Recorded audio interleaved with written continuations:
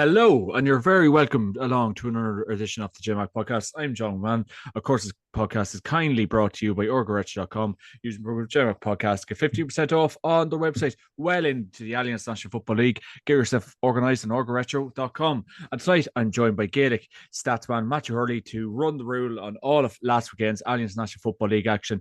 And of course, no games this weekend, so it's the hurling, it's small ball this weekend. So looking forward to that. I'm looking forward to chatting to this man. How are you, Matthew? Yeah, looking forward to the chat, John. I'm not sure you're looking forward to the hurling this weekend, being a Cavan man. No. Come on, we won at the weekend. We're doing all right. Yeah, you are. You're filling up the table in the Division 3. But yeah, see how Cavan get on in. I think you're in the Laurie or not. You're Larry the Mark. Laurie Mark Cup, I think, Yeah. this year. So Yeah. we'll sort of get on this year. Cat the old boys, Yeah. but yeah, look, the good weekend of football and all that. I was just listening to the football pod just before coming on here as well, and Yeah. like Paddy Andrews and James Dunn, who were kind of saying that football is getting entertaining over the last few weeks. It's just a few managers complaining. I don't know, did you see Yeah. the interview with Robbie Brennan from I did, Leeds? Robbie. Yeah, but like, Yeah. it's gas, and like I like Robbie Brennan. God, he's a top man. He's doing serious work with me. He's done serious work with Kilmacud Crows. But like, I just think like and it's just, I suppose it's us Irish, and I suppose a lot of people, we can be hard to please. Like, but what more can we do for people? Like, it's high score and it's exciting. The new rules have brought so much to it. And don't get me wrong, like I've been at all the Cavan games so far. There probably is a lot to, I suppose, chew the fat on and like, talk about so on and so forth. But like the games are high scoring, it's exciting. Like I really don't know what more we want, Mr. Hurley. Exactly, that's the thing. And even there was an example of Jerry in the last few weeks, like against Kerry. It had nearly the game wrapped up, but Kerry score three quick fire goals later on. The same situation happened against Donegal on Sunday as well. Like in the past, I think Paddy mentioned this in the football pod as well. Mm. Like in the past, you would like Derry would part the bus basically. They'd put 50 men behind the ball, but because you can't do that anymore, it's organised chaos, and we all want that as neutral fans because you look at like the All Ireland final last year. I know it was great for Armagh to win it and stuff like that, but the All Ireland final was one of the worst spectacles that you'd ever see. Like it was The football chalk and final, cheese. according to the football final. Yeah. The football final, Yeah. it was chalk and cheese from like the hurling and Oh, the football. You look at the hurling, Cork and Clare, end to end stuff. It was absolutely but superb, and you were yeah, on the edge of your seat, literally. The Armagh Goal game, you were on your phone. You were yeah, saying you were going to the toilet, and you were saying, "What did I miss?" You yeah, probably missed a free, probably missed a turnover. That was yeah, about it. Like yeah, that's yeah. Gaelic football was at. But now we have these new rules. Yes, there are problems, and I Yeah, think of the red course. card and the black card is a huge problem. There are a few things to sort out with the FRC, and that's why they are going to go for a meeting in the next few weeks, probably by the end of the league. But I don't know why, and I exactly get your point, John. Why are we complaining? We're getting I high don't know scoring what games. We're we getting need to, low grade but scores. I think yeah, Shane Walsh performing to his utmost ability as well. yeah, Like David joy Clifford, to yeah. watch these players. Yeah. No, without a shadow of doubt, like, and I think it is this typical Irish thing. We'll always find something to give out about, and I suppose I wouldn't say we're at the country of perfectionists, but we just seem to just always like to give out about, have something to give out about the weather. I don't know how football's played, how hurling's played. Like I think we just like to, have a bone to pick with everything. Really, like when it does kind of get to that stage. But I think it is exciting. I think the high scores up, but it is funny. Like I know, obviously, we'll touch on to the Mead and Westmeath game now in a couple of minutes. Like, but like you can understand maybe Derek McCabe's frustrations after the game yesterday because obviously he was going on about the hooter and the last minute score obviously for the game to be decided. Like, but for Robbie Brennan, I suppose to come out and give out about the new rules, and he's after winning a game, he's flying in Division Two, but then he still has a lot to give out about, with how the game's played and what it's like and so on and so forth. So look, yeah, 100%. Like it is, I suppose, kind of frustrating listening on to that, and I think Derek McCabe's been very vocal about the new rules. Jim McGuinness been vocal. Park Joyce, I suppose, new managers, Kieran McGeeney as well, and Tessie Farrell. So the list is fairly endless. In fairness, Ray Gallagher, Cavan manager, has, I think he's enjoying the new rules. And I was talking to Oisin Kerrin after the game, and he's enjoying the rules. So look, at different horses, different courses, Matthew. You're not going to please everyone. I think we're all going to learn that. But yeah, that is all good, Matthew. I suppose we can crack on into the action anyway that took place over the weekend in the Allianz National Football League, Matthew, in Division 4 over the weekend on Saturday, the 1st of March. It was Limerick 221 Tipperary 3-8 in Mick Neville Park in Rathkeale. A very good win for Limerick here, Matthew, and that's a very impressive score to put up. And Limerick, have really kind of come back this year. They've had put in a good few performances in this league, and they'll be happy with that result on Saturday.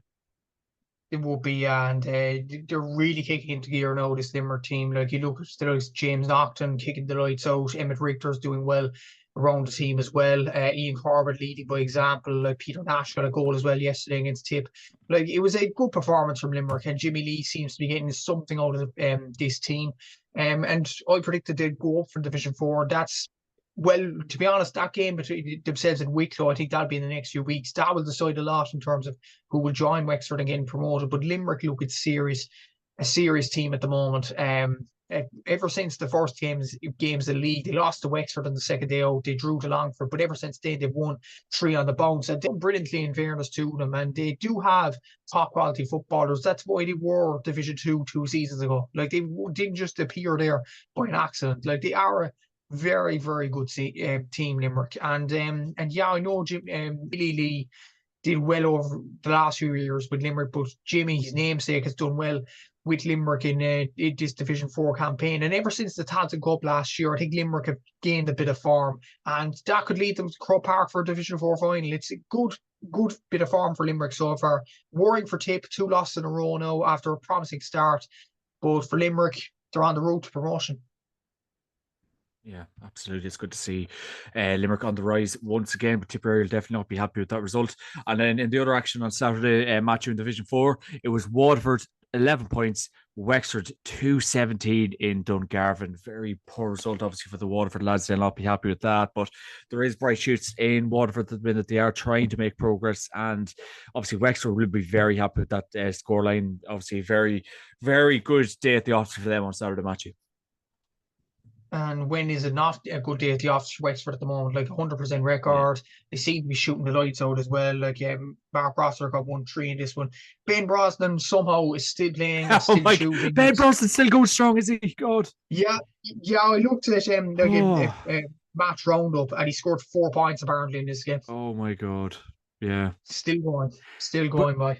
Yeah, like that. But that is crazy. Like, I remember, was it Ben Brosnan? I think was it 2009 or 2010 when Ben Brosnan came on the team? Like, and that's what, 15, 16 years of longevity. He is a remarkable man. He's looked after himself. He's done so well. And he's been there since. Like, he hasn't took a year out. Like, he's been consistently there, Ben Brosnan, hasn't he? He has, yeah. And he was there ever since, like, the Wexford days with the likes of even Matty Ford's last remaining days as a Wexford footballer. Kieran Ling was there as well, PJ Banville, Raymond Barry, all them.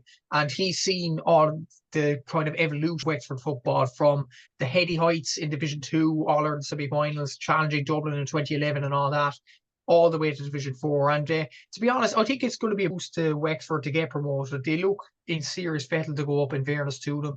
There was a few blips here and there last year. They were very, very close. Then in the Tailteann Cup, they got a few beatings, which they shouldn't have got, like against Tipperary. They shouldn't have lost that game in the Tailteann Cup last season. But they seem to be doing very, very well in John Haggerty's second season. And it'd be just great for Ben Brosnan to shoot the lights out of Croke Park. I think, genuinely, when was the last time Ben Brosnan played in Croke Park? It must have been a long time ago. I'd say it was 2014, maybe off there, but it'd be great to see him strut his stuff again, even at his ripe old age at the moment. Like, just to perform like he usually does in Croke Park. It's brilliant. It's brilliant to see.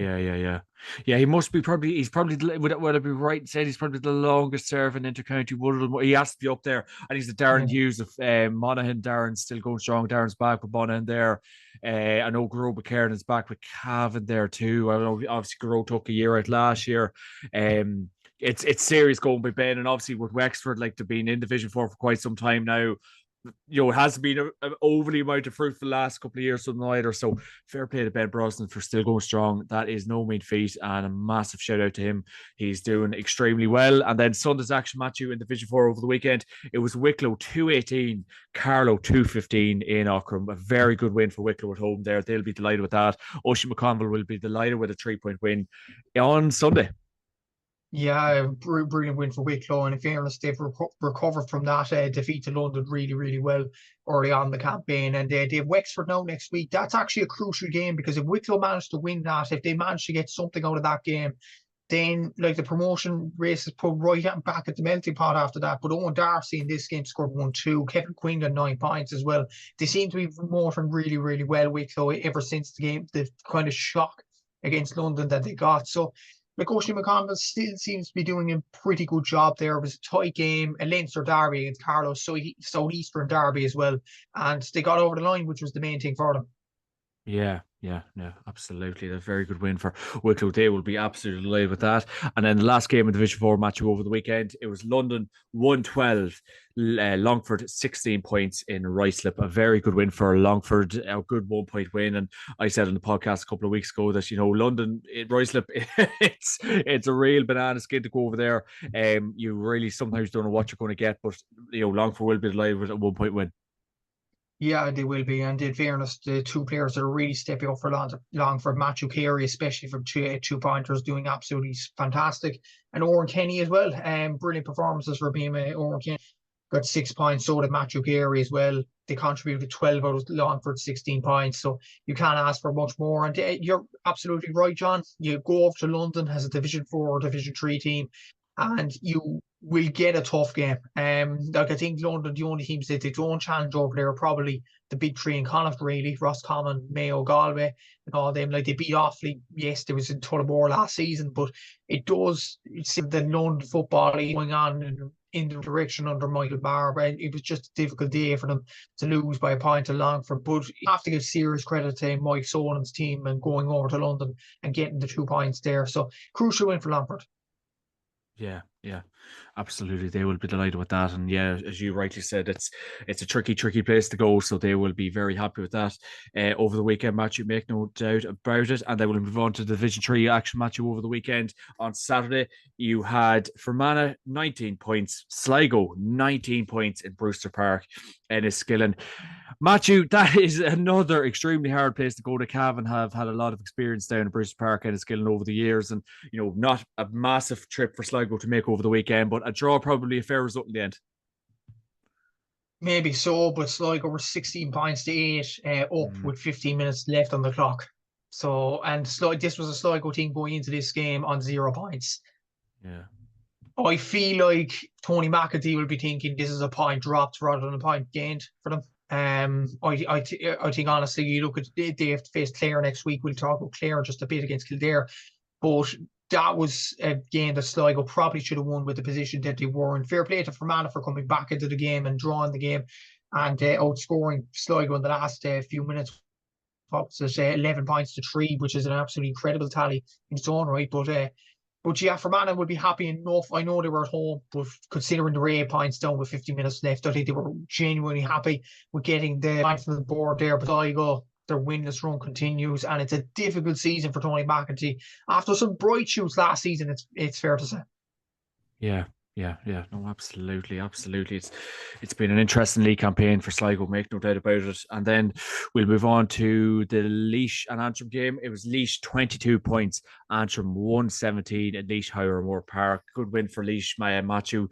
That's a tough loss for Antrim, obviously such a trip up the road for them, and they went home unfortunately with the tail between their legs on Saturday, Matthew.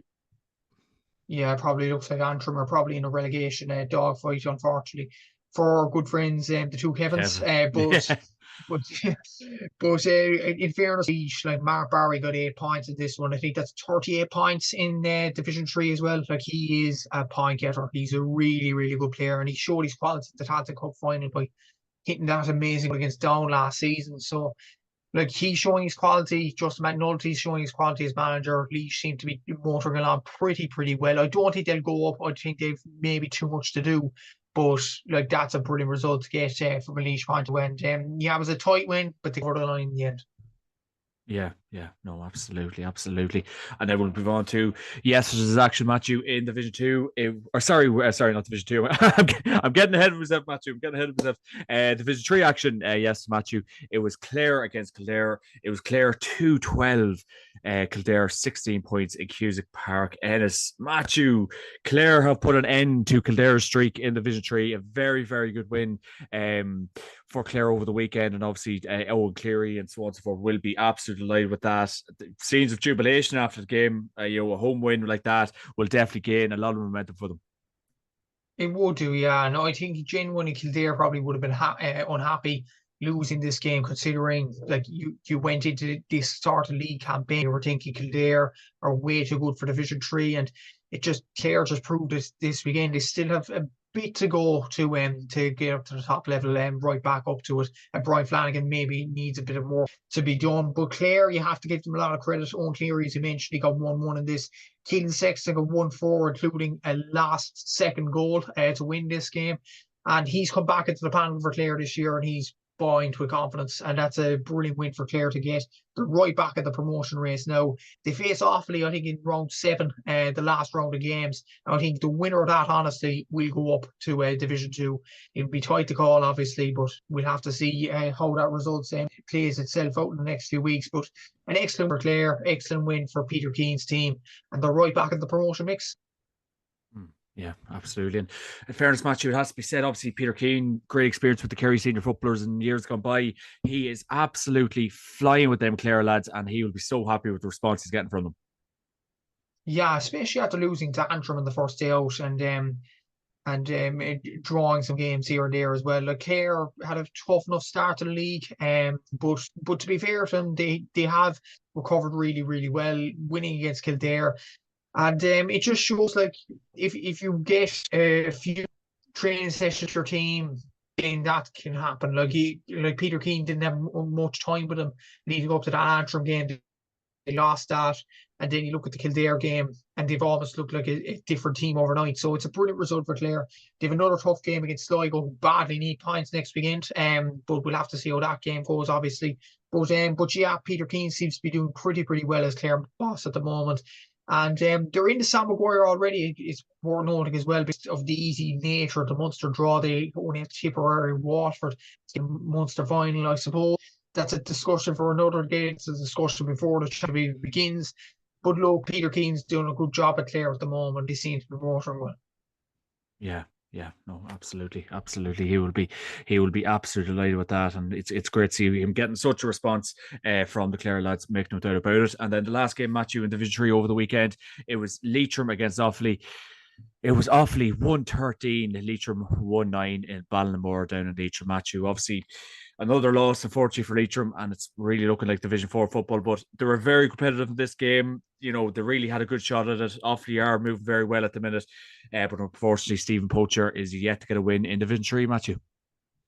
Yeah, and to be honest, Leitrim have looked probably out of their depth up until this game. It's worth noting. I said that because you look at this game, they were winning it for large periods of it, and again, Offaly team they were challenging for promotion and still are challenging for promotion. To be fair to them, you have to give Leitrim a lot of credit. It was a better performance under Stephen Porter in this game. Ultimately, though, it's still 0 points on the board. They look like they're going back to Division 4, but to be honest, John, I think that's their level.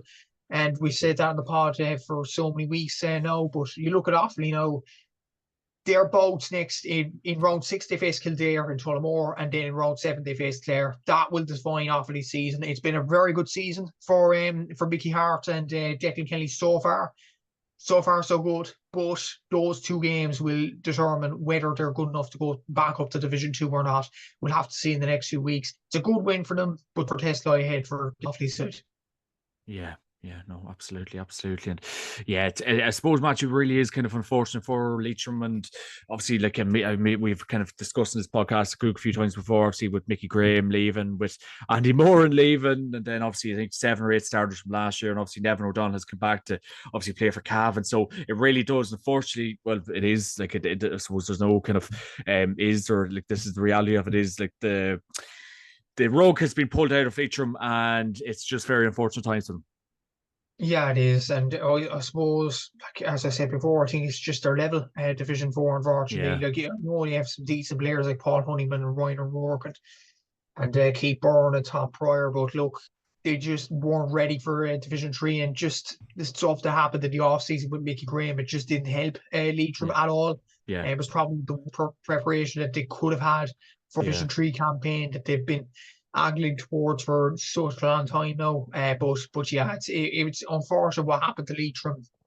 It just is just the frank reality of it, though, is they just aren't good enough for a Division Four. Like they got hammered by Antrim, they got hammered by yeah. a few other teams here and there as well. They probably will against Sligo in the next 2 weeks as well. They just aren't good for Division Three, and that's just the reality of it.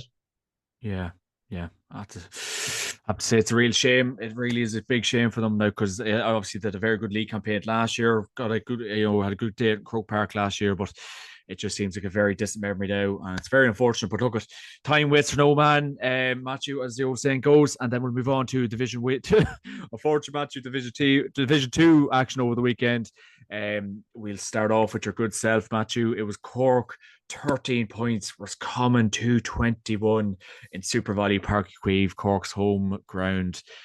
Matthew, I think this is going to be like a red flag to a bull. Asking you about this game. What's the thoughts, sir? Yeah, it was How a long have tough you? night for Cork. Probably. Yeah, yeah, mindly, yeah, but just general, like it was just a poor performance from Cork. John Cleary's biggest defeat as Cork football manager, and obviously there was going to be a lot of backlash over it. Yes, there are injury issues like Brian Hurley's out, Luke Fahey's out, Sean Meehan's out, Conor Corbett's out. It's a tough kind of period to be John Clear at the moment, but the manner of defeat was the worrying. We got absolutely outplayed really in the 20 minutes by Roscommon. Roscommon were 6 points to 11 up with the Walsh. They're back, and then Mick gets a penalty. Probably possession of the penalty was avoidable, to be honest. Roscommon kept the ball for 2.5 minutes. We then dive in after winning the ball back initially and then lose the ball and then conceding the penalty. It's a messy scrap, and then Inda Smith converts the penalty. Conor Ham gets a 2 point, and that's that really. And then the second goal, calamity really is what I could describe. Roy Maguire tries kicking the ball back to Patrick Doyle. Patrick Doyle then remembers he can't get ball with the new rule and everything like that as a goalkeeper. And tries not to touch the ball. Big hard, and it's an easy goal for Roscommon. It's just rare. It's just a poor goal to concede from a Cork point of view. But it was kind of a stage where the Cork players kind of get the ghost after that. To be like, there was a lot of goal chances that we scored. Like Sean McDonald hit a shot wide in the goal chance in the first minute. Brian Driscoll hit the post. Chris O'Jones put one wide as well. There was another one, John Powder, that hit the bar as well. We had 13 wides overall, a 40% shooting accuracy. That's just not enough.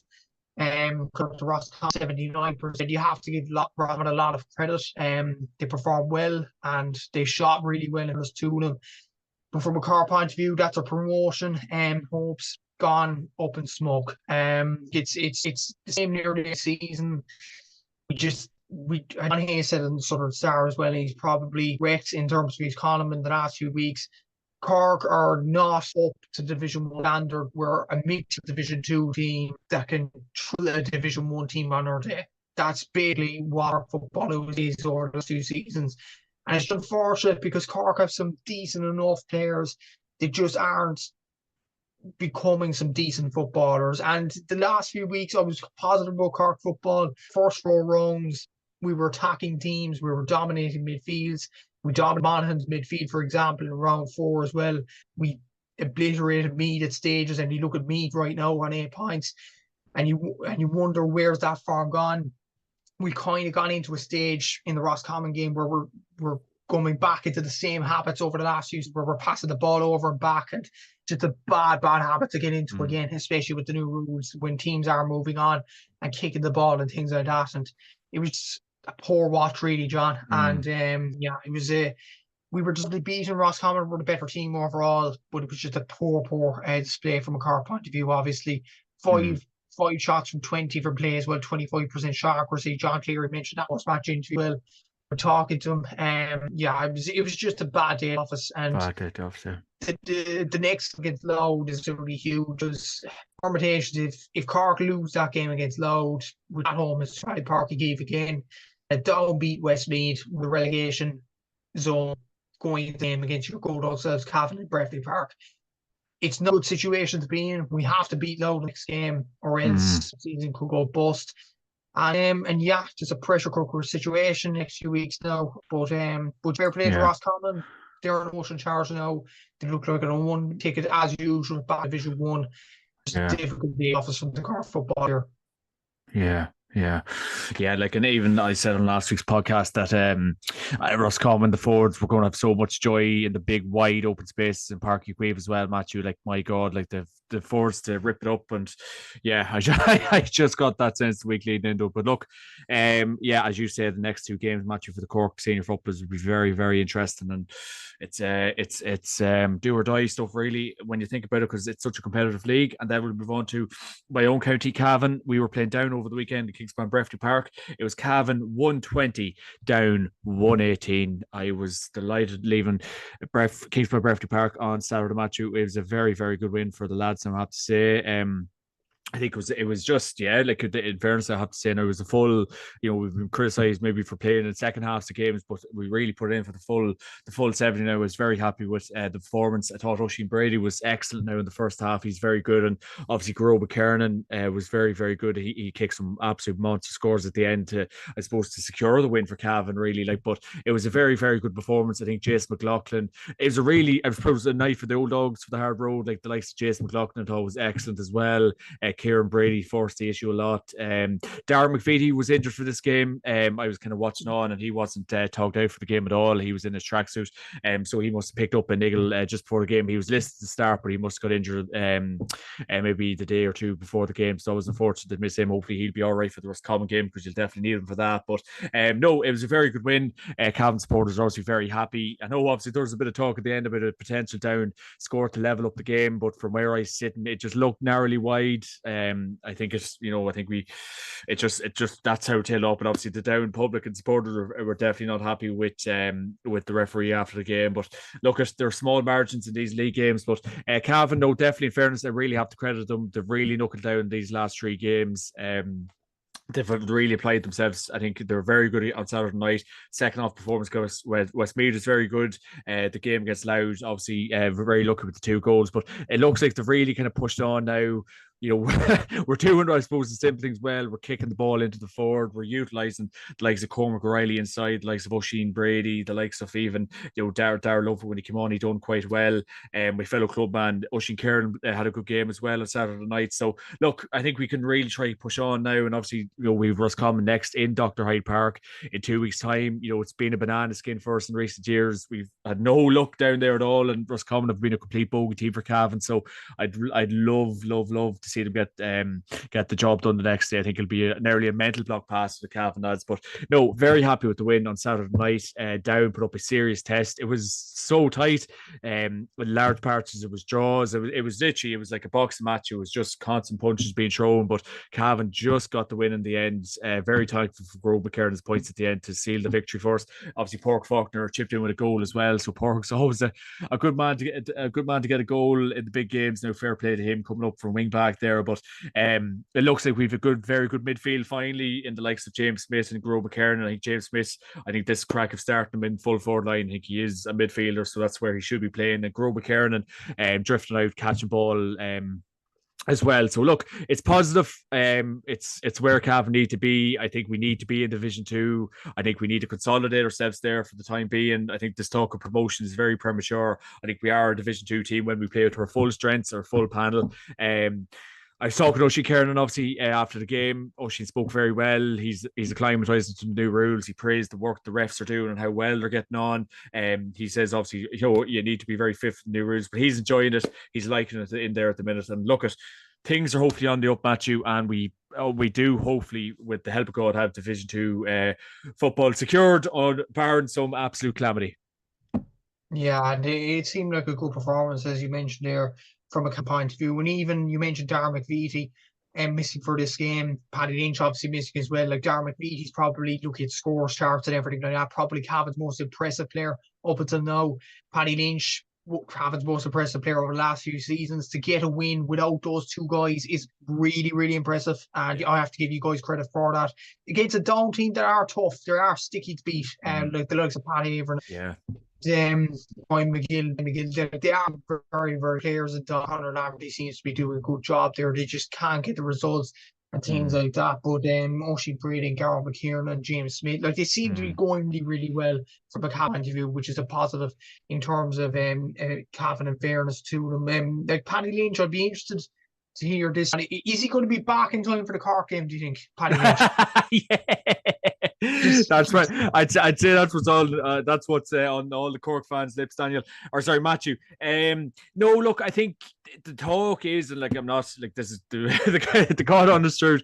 There is talk that he is not going to play the rest of the league, and he will be back for the championship game against Tyrone. So, like apart by all accounts, he did have another setback. So, I don't think we're going to see Paddy in this league campaign. You know, unfortunately, probably from everyone's point of view, he's such a joy to watch. Anyone watching him, but especially from a Cavan end of things. But the word on the street is, and of course you hear all these things, but by all accounts, he's not going to be available for the rest of the league. So look, he's a huge loss to that setup. Paddy wasn't. I was sitting close enough to Paddy there Saturday night, and yeah, he looks like he really wants to get back out there. He's watching on, and you just feel sorry for him because he obviously has missed so much action at this stage, and like a player of his quality, you really do need to see him back. But the word on the street, Matthew, probably you'll be happy to hear that he probably won't be available for the Cork game. I'd love to see him available. I'd love to see him. I know we might get a challenge or two in before that Tyrone championship game potentially, but I'd like to actually see him play. Even Roscommon might be too soon, but even that Cork game, to have him, minutes in the legs, because I think this crack of just shooting him in for the Tyrone game and accepts. I know he's an amazing footballer, but I think we need to have him road tested for that Tyrone game because it's going to be hell for leather. But the Warden Street is he's not. But look, you'll be very happy with that, Matthew. Yeah, it'll be an extra boost. It'll be an extra boost now if Darren he's missing for that game, but I don't think he will. But look, like Cavan, just in terms of themselves, I think you're safe. Like you're 4 points above down. Yeah. We've already beat before. There's a crazy scenario where Cavan do actually go down. I think it is if Cork Loud and down into all its 6 points, which is very, very unlikely, John. I think long short, you need a point against either Roscommon to still. Yeah, even if we draw against Roscommon, yeah. I think that would be enough to stay up. And to be honest, like Cavan are still in the promotion conversation, but I don't think, as you mentioned, their promotion isn't what Cavan need right now. They need to consolidate themselves as a Division 2 team. They did so last year, and they're going to do so this year as well. And I think without Paddy Lynch for the whole league campaign, that was a positive for Cavan. It really was. And I think good news for yourself, you are staying this year. I think Down need to win 2 of their remaining games. I think they have Westmeath, and they have. Who else do Down have? I think it's Monaghan actually. Yeah, Monaghan, Matthew. Yeah. Yeah. So Down need to win both of those games. And considering Monaghan's form at the moment, I don't think they'll beat Monaghan. So no. Glad to say, from your point of view, John, Cavan are safe. Yeah. Yeah, geez. And I'll tell you what, Matthew, like after the first 2 league games, I really did not know what to expect after them first 2 league games. But in fairness to Ray McGalligan and all the lads, they've really rode in together, and they've really produced a very 3 good performances in the last game. So Cavan public are very happy at the minute, it has to be said. And then Matthew, we'll move into the other games over the weekend. It was that's right. It was Meath against Roscommon. It was Meath 2-18, Roscommon 17 points in Park Talton, Navan. Matthew, this Meath juggernaut at the minute is going to keep rolling on. That is a fantastic win at home against a very informed Roscommon team. They will, and have I that right? I don't. That's oh my god, that's last weekend. 314 to 117, yeah. Yeah, 314 to 117. Have I that right? Oh Lord, hold on, where? Oh God, that's that's a blunder. Hold on. I think no. I don't. Have I Division 2 action? Cork. Jesus, let's see now.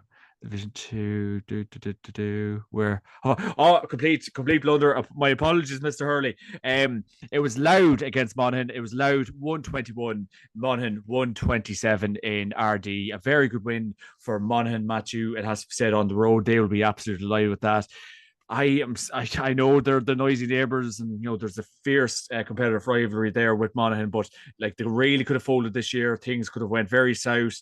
Yeah, you really have to. And in my last podcast, I really did give Gabriel Bannigan a lot of credit. They could have folded. This could have happened. That could have happened. They've really, really, I suppose, took this Division Two league campaign very seriously. And my God, they're reaping what they sow, and they're delighted with the form at the minute. Yeah, I think the first half really wrapped the game up for Monaghan. I think they were 16 points up at halftime, and it was a tough game for Loud. Really, it was 119 to 7 points or something like crazy like that at halftime. And yeah, Monaghan really kept the lead throughout the game despite Loud battling back into this game. Like, you have to give a lot of credit to Samurai, 112 in this game. Yeah. He's almost single-handedly getting back into the game. And that's a low team there, suffering through injuries to Craig Lennons, Kieran Keenan, Kieran Down. They're all out through injury, and other than Samurai, they'd probably be Loud's main players, which is a big blow to them. But as you mentioned with Monaghan, they could have held us this season, but they are doing very, very well, in fairness to them. And that Meath game, now we'll talk about Meath in a sec, but that Meath game in round 6 is going to decide promotion in Park Talton. Whoever wins that game, I think, is going to join Roscommon to go to Division 1. So it should be very interesting to see that thing. But even if Monaghan don't go up, I still think they've had a good season. Without doubt. Yeah, a good league campaign. Yeah. To be fair, like, as you mentioned, they could have folded. It could have been a situation like the Premier League, it's like a Wigan Athletic, a smaller team punching above weight, doing so well in the top tier for so long, and then going to so down through the divisions. But Monaghan, I think, genuinely, I think the best thing for Monaghan is to stay in Division 2, stay compact there, and build a team in the next few seasons, because the likes of Manus has gone, Rory Begg maybe he's on his last legs, Darius is on his last legs as well. You have the new crop of players like Maud Bannigan there, Conor McCarthy scored 4 against Loud, Andrew Woods, David Garland. Like, they have these young crop of players. It's just about building it from the Monaghan point of view. And I think, honestly, even if they go up, still think that staying in Division 2 will still be a positive for Monaghan moving forward. No, like, you are correct and right. Like, they have had a very, very good league campaign, but I do think, like, the way they're building at the minute and the way they've kind of got their house in order again, who knows? Like, they could really give Division 1 a good shot again next year. Like, they've a good. I know you have good spine of players there. I know there is a couple of lads getting on and pushing on, but they do have a good spine there. Like, and stranger things could happen. They could really hold their own in Division 1 if they were to go up next year. Like, I wouldn't completely rule out, but aside from that, if you are a Monaghan fan, like, and obviously Gabriel Bannigan, he has to be delighted with how they've done in this league, how they've applied themselves, the results they've been getting, the spread of scores, and in fairness, no jealousy here for once from the noisy neighbour. Monaghan fans and public, you have to be delighted with yourselves at this minute in time. And then, Matthew, in the other game in Division, the last game of Division 2 over the weekend, Matthew, it was Westmeath against Meath. It was Westmeath 117, Meath 314 in Cusack Park, Mullingar.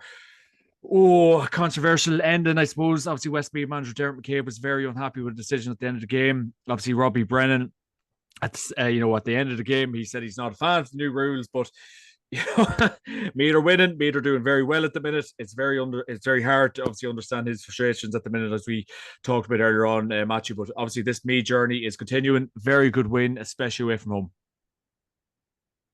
Yeah, it's a fantastic win. But hearing Tommy Rooney, who was at the game for Off the Ball, he said that Westmeath were the better team. And you have to genuinely, John, just for a sec, you have to feel sorry for Westmeath. Each and every week they've performed well, but they've ended up with nothing, and probably going to get relegated. It's just unfortunate for Dermot McCabe, really.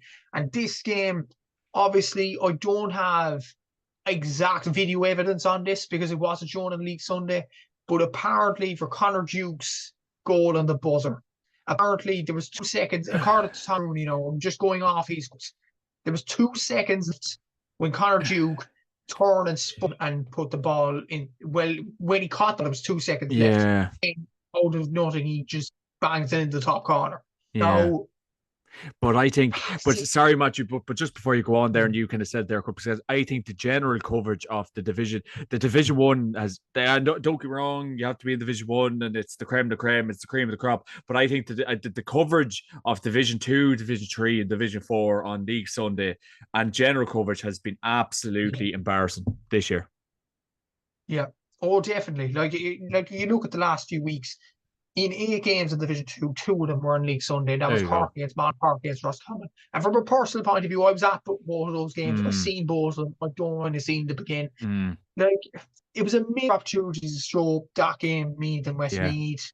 Monaghan Loud, big game as well. Mm, Monaghan reached an honour semi-final recently. Loud reached an honour quarter-final recently. That's yeah. a big game to show as well. But I hope, John, and this is just a side note, I hope this GA Plus thing is a positive for Gaelic games, that you Mm, could show games on highlights reels, that you could put 2-minute highlights like they do in Sky Sports with yeah. the Yeah. Premier Yeah. League, things Yeah. like that. Yeah. It will grow the game. Like, that's what we all want. We don't want, um, obviously, there are podcasts to do well and stuff like that, but more than ever, we want the game to develop. We want Mm, these games to be shown on 2-minute highlight reels and stuff like that. Like, you look yeah. at League of Ireland, that's the bar. That's the bar to be set. Like, Yeah. there's 5 But minutes like, up straight away. yeah. Yeah, yeah. No, you're right. Like, and I think is it for Man and GA, fair play to them. I think they put up their highlights on like they have a YouTube page and they put up highlights of the league games. Even if counties started doing that, and put like promoting the game. But you look, Matthew, like how many conversations have me and you and Aaron and I don't know Johnny Mercer and all the Pavilion Hanleys, like the list goes on about the promotion of the game, the PR of the game. There is so much we could do, and as you've rightly said there, Matthew, let's just hope this GA Plus shows more games. But I think, like, I don't get me wrong, it's probably it's probably something me and you really should look into. But like a midweek package of like let's hear from. I said this on the podcast, and I'm probably just repeating myself at this stage, but hopefully this repeating comes to fruition sometime. But there should be like a midweek package of let's hear from the Dublin camp, the Kerry camp, the Mayo camp, Monaghan camp, Division 1, 2, 3, and 4. Let's talk about the games. There should be something on RTE, like a midweek package, previewing the games, because at the like, even for Kerry Mayo on Saturday, like there's a lot of people giving out, oh John, why is that game not on TV, why this, why that. Like, there is so much work that GA Plus will need to do to kind of get people back on side, like. But it's I suppose, Matthew, look, work done, lots more to do. Yeah, exactly. And it was just such a shame that Division 2 games aren't being shown. And thank God actually Clare and Kildare and Division 3 was shown on League Sunday, Yeah, because that seemed to be one of the shocks of the weekend. But just overall, just the coverage of on League Sunday is just a bit like stale. if you have a problem with Sunday games on a Sunday evening, have a Saturday game then Yeah, or something like that, or just show the games. We don't want to be like the time for talking, and I'll say this as well, John. The time for yeah, talking is in podcasts during the week, Monday to Friday. The time for yeah. talking, not on a Sunday evening. What people want to see on a highlights show on a Sunday evening is Mm. the games. They But want to see the action. yeah, but what I'm finding, like, in fairness, like, I'm I would say, well, I'm gluten for punishment or whatever way you want to describe it, but like I would watch League Sunday every single Sunday religiously. And like, I suppose if you look on X, and I know X has really become an absolute shit show of a website at this stage with the way it's gone, like. But you just see people giving out about League Sunday now, like there's just nothing new. It's just the old format. It's just kind of agreeing with each other. It just seems the way League Sunday's gone now. You have Joanne Cantwell, you have obviously Kieran Whelan, you have Tomas O'Shea on there last night, but it just seems that like they're filling the slots. Just get into the studio, get home, get the hell out of there. Like, it just doesn't. There just doesn't seem to be any new thinking. It just seems to be the same kind of lazy old analysis. No one, I suppose, afraid to kind of rock the boat to a degree. Like, but yeah, I just think a midweek package, just kind of preview and a review and stuff, would be very good. But look, Yeah, but this is Matthew, the thing. This is the thing as well, John. And you look at even the RT YouTube channel, and this has been brought out to my attention over the last few weeks as well. yeah, Like, there is no highlights reels of no, League Sunday games at all on the yeah, YouTube channel. The last highlight reel on on the RT YouTube channel, Champions League highlights game, PSV and Juventus. That yeah, got yeah, yeah, 130 views, and that was 11 days ago. yeah. Like, you know your audience, you put up a GA game on Allianz League game, whatever it's football or hurling, on YouTube, it will get views. Yeah, yeah, Simple yeah. as that. And no disrespect, obviously PSV and Juventus, they're overseas teams. There are no PSV or Juventus fans on the island of Ireland. So that's why Hmm. it's getting low views as it is. Yeah, Like, you yeah, look at yeah. the other, like, for example, AC Milan Feyenoord, 51 views. Hmm. Like, RT could be using the YouTube channel a lot better. Yeah, yeah, Promote the game, promote own games on this island, yeah, and yeah, show more. It's all right doing it just in the championship, but like, do it for the league as well. Just yeah, build a bit of momentum as the year goes on. It's something small, something like that, yeah, that would change, how the game is spread. yeah, But to yeah, be yeah. honest, we'll talk for years on end if we keep doing this podcast now. I But know, I yeah, the know. No, it is Hurling, frustrating. love Yeah. the game. Yeah, yeah, yeah, yeah. Oh, look, Matthew, unfortunately, it's above our pay grade, but look, I think me and you have been having the same conversation for the last, 5 years at this stage, Matthew, and not much has changed. But look, we will keep prevailing anyway, Matthew. On Saturday in the Allianz National Football League Division 1, Matthew, it was Armagh 120, Dublin 112 in the Boxes Athletic Grounds in Armagh, Matthew. Very good win for Armagh. They will be absolutely delighted with an 8-point win against Dublin, coming down to Armagh on Saturday night. Very good game here. It stages. Obviously, our fellow pundit Johnny Murta will be very happy. He was a happy man on Saturday night. Obviously a lot of talk went into this game about the sellout and so on and so forth. Don't know, did it live up to I suppose, the hype and buzz, the expectation. But look, Armagh will be delighted with that 2 points on Saturday. Yeah, I think they'll be absolutely delighted. In fairness, Conor Herbert back at the form with 6 points, Barry McCambridge netting as well in the first half, and 112 to 3 point halftime league. I think Armagh were home and holes really, and with Reno O'Neill coming back amongst the his brother Roshi, obviously kicking a low 2-pointer in this game as well. They're starting to bat now for Kieran McGee, which is a positive, obviously, and a good win from Armagh point of view. But I have a feeling from a Dublin point of view, and this is probably be a common theme across the games Division 1 this weekend.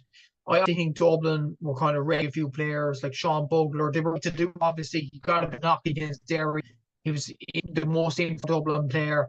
He got ready for this game. I feel like possibly Bugler was in for this game, and if more players were playing for Dublin, then they could have got a result. He let Brownstead and last end. But that obviously remains to be seen. We actually don't have machines like going over if things that could have things like that. But to be fair, Armagh, you have to give a lot of credit. Good performance from, and even the whole double arms length in the second, the way they did, despite getting beaten for that, I think it was 9 to 8 points, but they still had double arms length, which is a positive from McGeeney's point of view. And you're getting players back at the right time now in terms of their All Ireland defence. So that's it's a good time to be Armagh fan. Looking at the game. Maybe Sicily will disappoint Kieran McGeeney a small bit, but they probably won't be in the league final. It doesn't look like they'll go down. They have Kerry next in Austin South Park, which is a huge game in deciding whether they survive or not. But yeah, it's a good win for Armagh, and they have players coming back into the panel now, which is a positive for Kieran McGeeney. And yeah, on their march. Yeah, absolutely, Match. Absolutely. They'll be very, very happy with that result on Saturday night, and especially at home. And then the other game in Division 1, Matthew, on Saturday, it was Mayo 21 points, Kerry 116 in Hastings Insurance, McHale Park. A very good win for Mayo, Matthew. They will be absolutely delighted with that. It'll be a good week for them there. Kevin McStay will be thrilled with that. Obviously, Jack O'Connor very disappointed after the game. Mr. Superstar Clifford scored a few nice points, but it just was not enough for the Kingdom. Matthew, Mayo will be absolutely delighted with that win. They'd be delighted after the last 3 games. Like, after 2 games, you were thinking Mayo looked doomed and gone from Division 1. But the last few games have shown that the players do care about Kevin McStay. And I don't know if it's just a coincidence, but ever since Jordan Flynn has come back into the Mayo team, they've actually got better. And I think this guy is kind of a game changer for Mayo. I know Brian O'Doug does all the scoring, Frank Urban, Darren McHale, Matthew Rowan, and all them on the day. But I think Jordan Flynn whether he scores or not is a difference maker in this Mayo team. And I think he'll be crucial to keep fit for the rest of the season. He dragged Cross Malina to an All-Ireland title, obviously, with if Conor Loftus there in that team as well. But I think he's going to be vital for this Mayo team moving forward. And they seem to be doing very, very well with new players stepping up. I know Davin Neary didn't score in this game, but he has done over the last few games. But Frank Irwin in particular, Matthew Rowan, Darren McHale, like these are stepping up. And the point that Ryan O'Donoghue got in the first half from side for the two-pointer, what a score. Like, it was incredible. It Imagine really if that was on TV, score. Matthew. Just imagine. If support maybe, Sean, we can't go over it now. It's a pain, right? But look, fantastic score, and thank God people took out their phones when it happened, because we had the joy of seeing it in the media. So yeah, brilliant score from Ryan O'Donoghue. As for Kerry, though, 4 points now. Tyrone on 3 points, which we mentioned in a bit. I don't know. Could Jack O'Connor be a bit worried in terms of relegation now? They've Armagh coming to town next. Yeah, like 2 hard games coming up. You know, you rest David. I don't get me wrong, David Clifford, he's well warranted of his break. He's the boy genius, but like, I don't like he is like the break probably done him the world of good. But like, is it just this kind of thing? You know, you save him, and now you might be regretting it. Possibly, and you look to Kerry over the last 2 seasons, and they looked like a one-man team.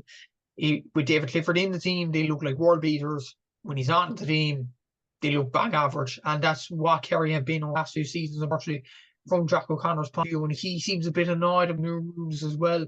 Whereas, is Jack ever happy? Is Jack ever happy, Matthew? Well, he's not. No, that's the reality of it. To be honest with you, been down south too often to notice. To be honest, but yeah, he's just yeah, and the off the ball lads, the football pod lads were mentioning earlier that he's a bit cranky at the moment, and James have alluded to what your point was. Is he ever? He's always pissed off. Yeah, that's the thing. But look, Kerry are in a bit of a sticky situation right now. Tyrone managed to get a win. Yeah, but like, and it's so hard to know, Matthew. Like, they're so hungry for All Ireland's. Like, I don't even know, and I know pride of place and blah blah blah. But I don't even think if Kerry got relegated to Division 2, like, they're so hungry for Sam Maguire's down. And you know better than me, Matthew. Like, would they even give a shit if they got relegated? I don't even know. Would they? Well, I think there'll be a lot of uproar in Kerry when you look at the pre-season to the All Ireland, because after the Dublin game, which they lost by a point, by the way, there was a lot of pressure on Jack, a lot of pressure on him. And a lot of Kerry fans were saying Jack should go on the spot after that game. Okay, I'm wrong. that's remember what Paddy O'Shea said about Kerry, John, about Kerry fans. He said, I'll put this in the nicest way possible. He said that if Kerry fans get on your back, then it's going to be a rough ride for you.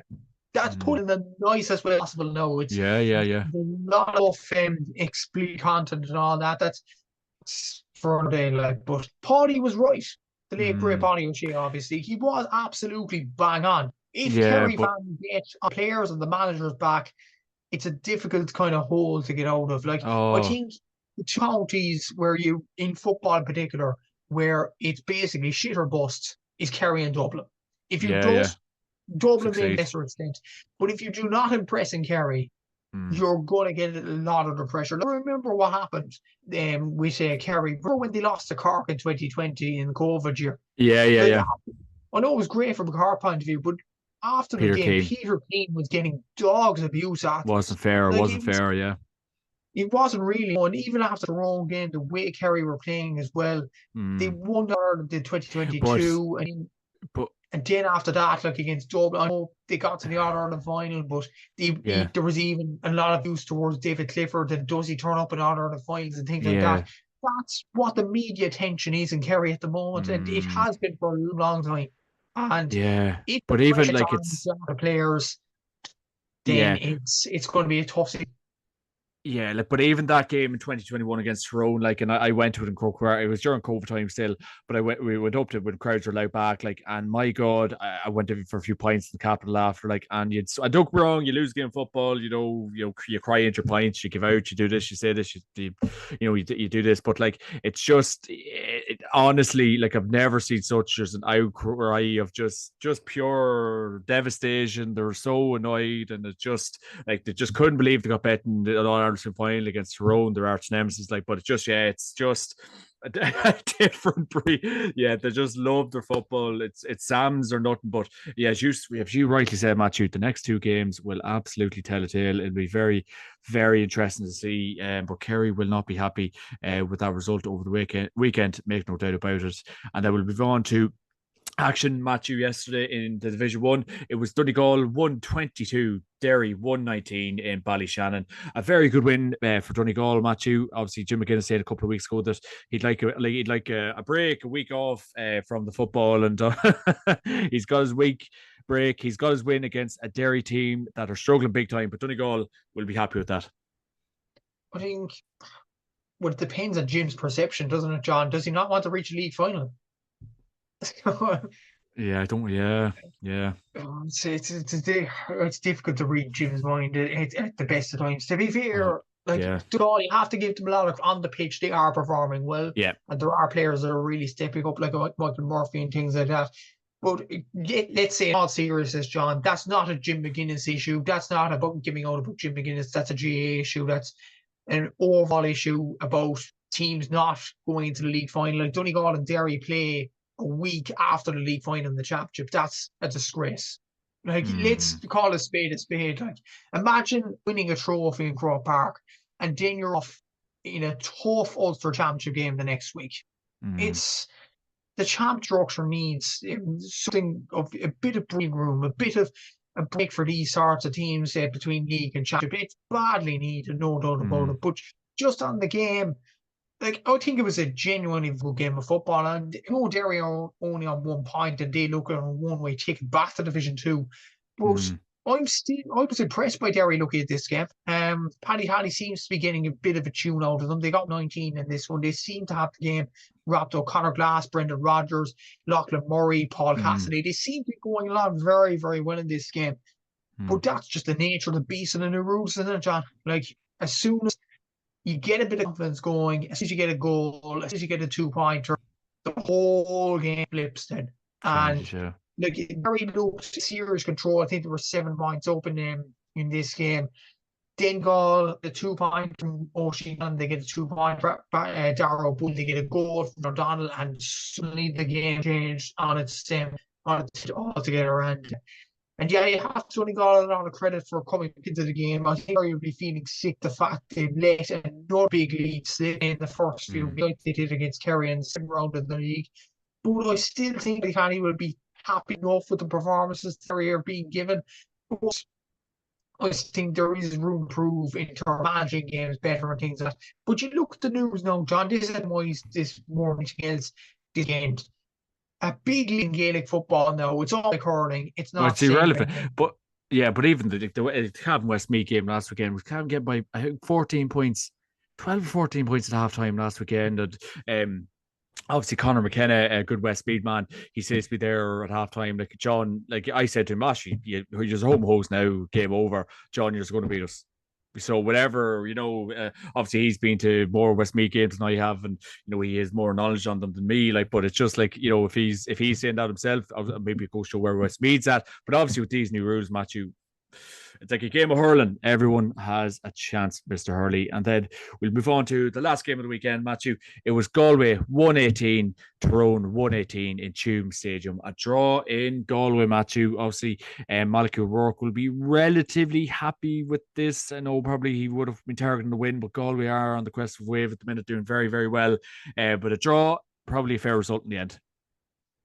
Another example of Hootergate, wasn't it, John? Because the Hooter did go, and then Galway were saying, we have a 2-pointer to equalise it at the end. I think Tyrone will be feeling sick over this. But to be fair, O'Rourke, he seems to be like Derry. I still think there's positives in Tyrone. I still think there's a good performance in them. Like Darragh Canavan's back in the team now. Peter Hart is back in the team. And Canavan, again, superb. 1-5 in this game, Class act, yeah. 1 through play. He's just a brilliant player, and he's just in this game. And eventually, when we get all Derry's back, I think Tyrone will be a serious team in Championship this year. Yeah, that's a decent performance, but I'd be unhappy really with the result, to be honest with you. Galway, Shane Watt is a cheat code at this game in this new rules. It's great to see. I love it. It's great to see. It needs to be there. 15 2-pointers now in 5 games. That's 3 2-pointers a game. The guy is freakish. Like, there's no other way of it, you know. And Seamus Brady actually had a very good question to me tonight. If you were to choose one guy to kick a 2-pointer, save your life, who would it be? And I said straight away thinking Shane Walsh. Oh, it has to be Shane Walsh. Well, Shane Walsh or David Clifford. Yeah. To be fair, David Clifford's only got 1 2-pointers. That maybe. Big Michael Murphy. Big Michael Murphy. Not any 2-pointers yet, I think. He hasn't got much game time. Yeah, you're probably right. Well, look. Yeah, Walsh. What Walsh is doing at the minute is incredible. You'd have to say him at the minute, yeah.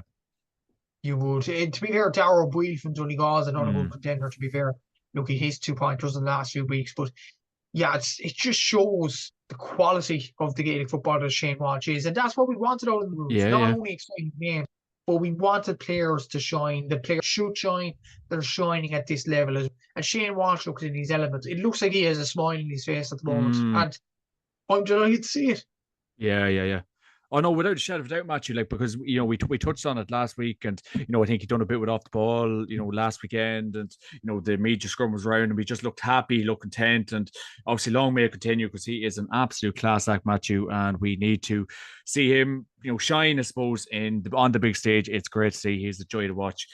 Well, Mr. Hurley, that is all the action wrapped up, I suppose, over the weekend. What was your moment of the weekend and player of the weekend? Moment of the weekend in football.